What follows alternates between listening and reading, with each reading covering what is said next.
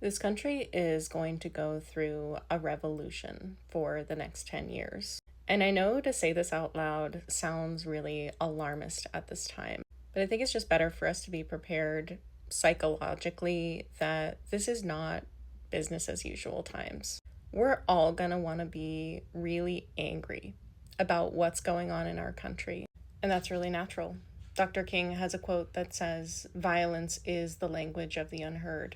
But anger and rage and protests in the streets where we're getting tear gassed, that is not something you do for 10 years. That'll burn you out real quickly. 10 years is a marathon.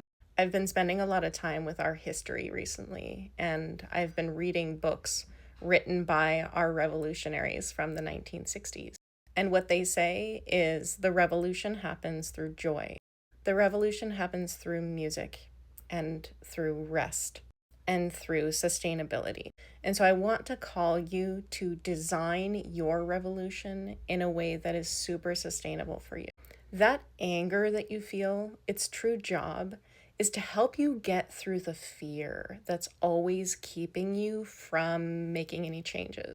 And in the revolution, you're going to be asked to choose your fear or choose your faith. Do you want to trust fall and believe that we can create something better? Or do you want to let the outside powers say, if you just do what we tell you to do, we'll keep you safe? So use your anger to help you overcome your fear and then create joy.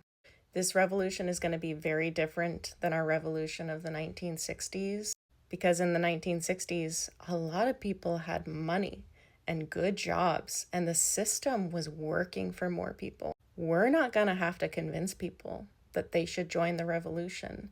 They are already going to be home, unemployed, with nothing to do.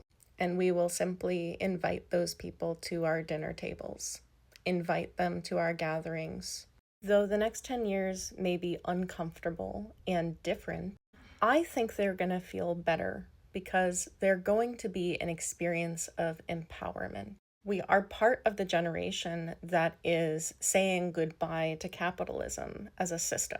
As the US collapses into revolution, it is going to be a sign of failed capitalism on the world stage because this has been the place of unfettered neoliberal capitalism. It's been quite an experiment. And the world will look around with its exported capitalism and say, maybe this is not such a good system. Capitalism needs us to survive. And so this revolution is going to be, and I've said it before, one of quiet quitting. Just go home and rest. Stop upholding the system for them. They need you.